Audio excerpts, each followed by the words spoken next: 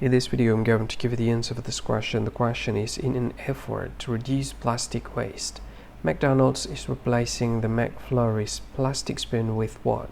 Now I'll give you the answer for this question, and the correct answer for the question is a smaller plastic spoon. What is the answer for the question?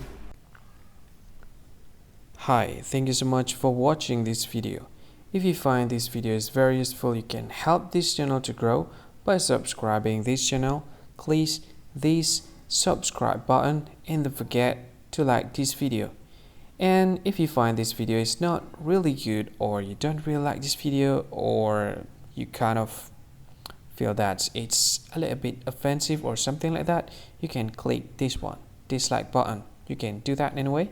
And if you want to share this video with your friend, you can share it by clicking this share button, and you can share it to any social media that you wish that is currently available at this time, like Facebook, Twitter, LinkedIn, and many others, right?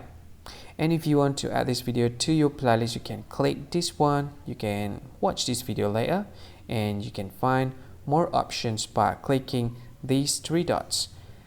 And yeah, don't forget to subscribe. I think that's all of it. Thank you so much for watching this video, and see you again in another video. Bye bye. See you again.